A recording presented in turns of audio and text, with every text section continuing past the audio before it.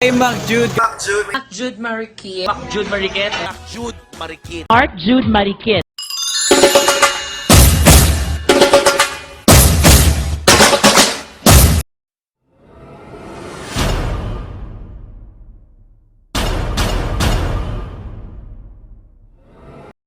Hi guys, nandito po tayo ngayon sa Ormoc City Hall kung saan nagaganap po dito ngayon yung Piña Festival 2021 Queen ng mga dolls. First Piña Festival Queen Doll Exhibit. Ito po sila. At nandito po si Juliana, isa siya po sa mga judges.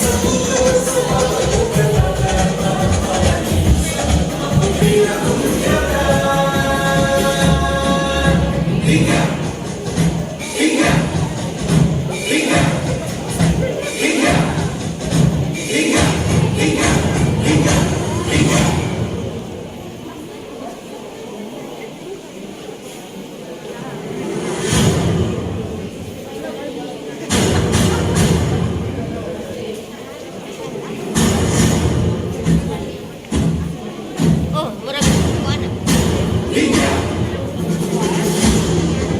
Eh, magtanaw-tanaw lang. Yan. Yan.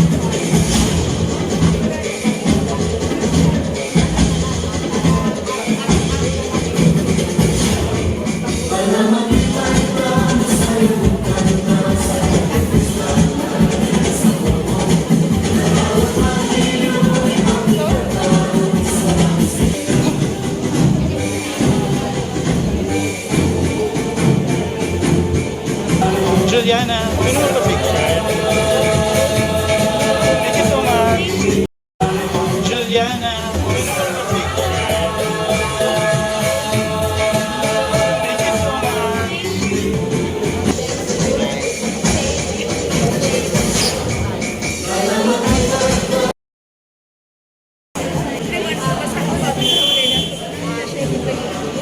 Ano na? Excited ka na ba, Sir Sol? Kinakabahan na siya.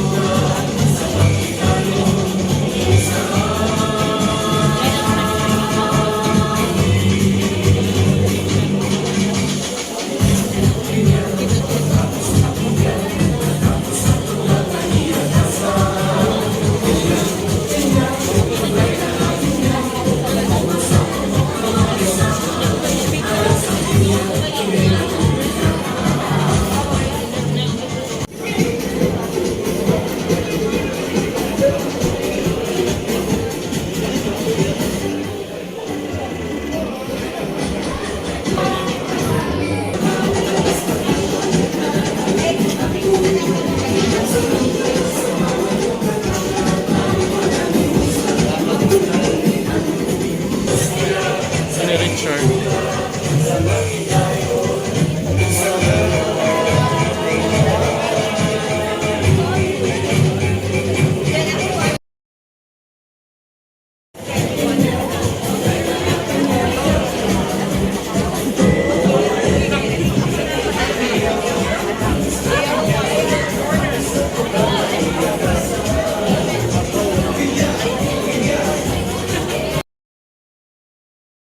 Hi guys, nandito na po si Mayor Richard Gomez sa likod.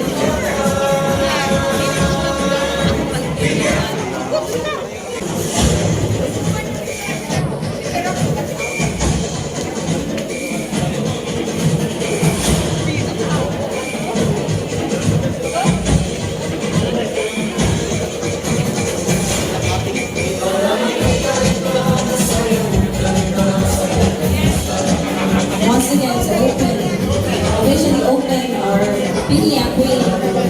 Piña Festival Queen 2021 Doll Competition.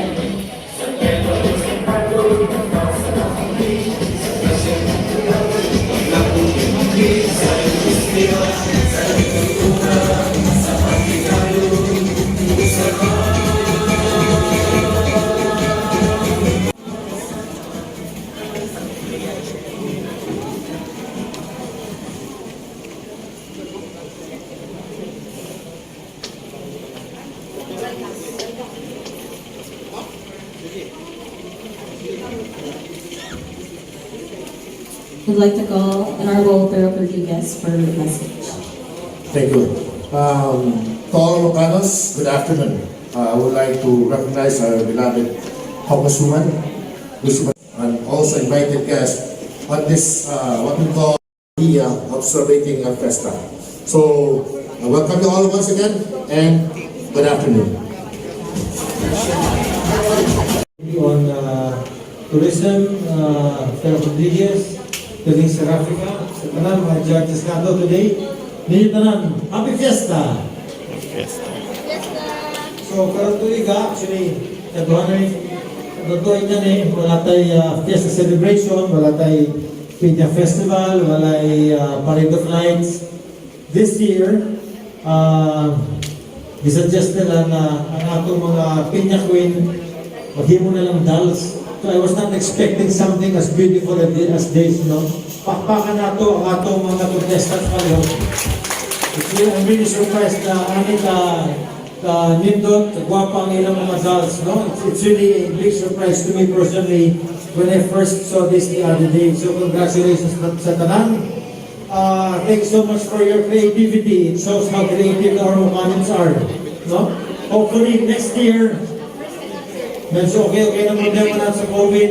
Pwede na balik ang atong mga Parade of Lights, atong Piña Festival, at tanan nato activity, no? Ang city government, nagparinta o vaccine para sa ato tanan. Ganong vaccine.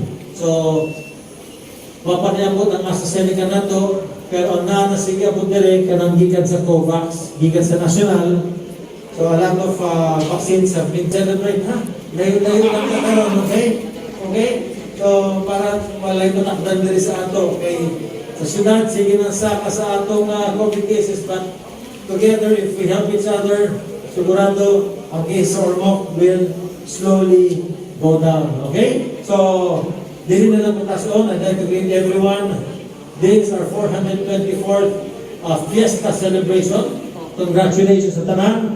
Mabuhay ang Ormoc. Salamat may hamon sa tanan. Thank you. Order of Casa Amelia furnitures and whatever you want to order under the sun.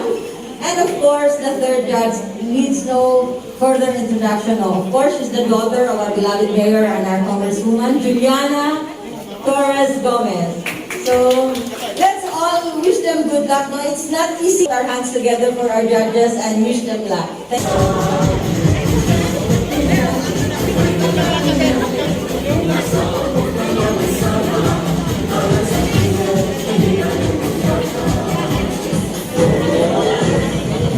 Torres Gomez. A round of applause, please.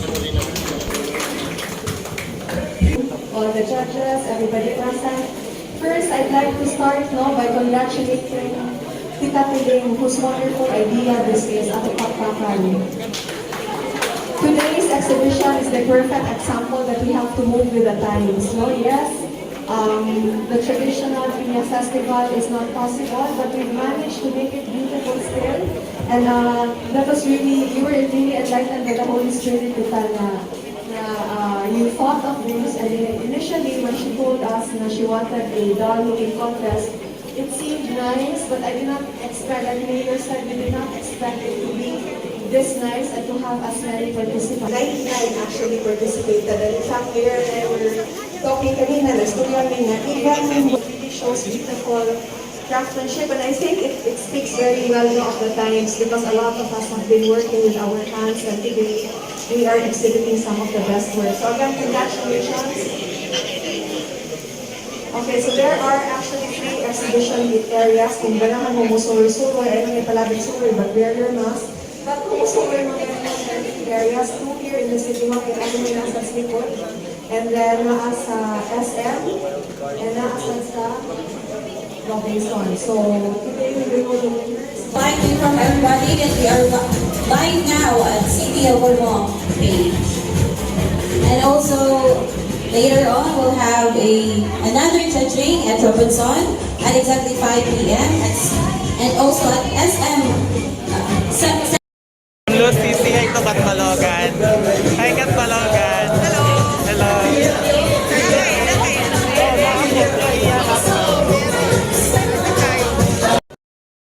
Hello, Sisi. Hi, to Katmalogan. Hi, Katmalogan. Hello. Hello.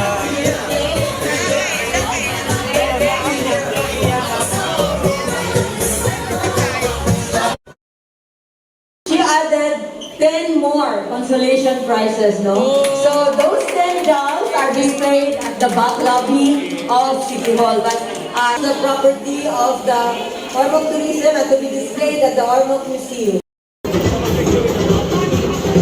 Dali na.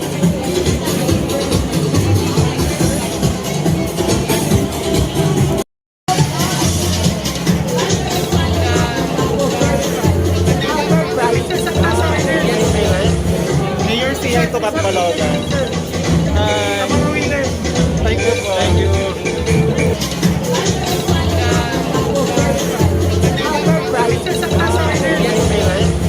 Mayor siya ito ba't Balogan? Thank you po. Thank you. Dali.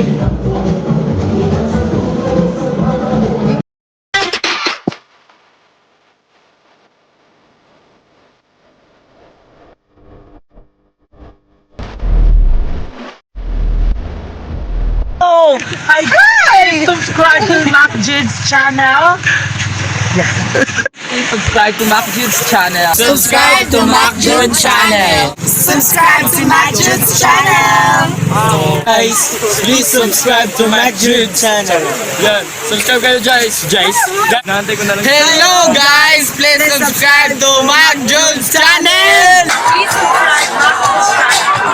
subscribe. Subscribe.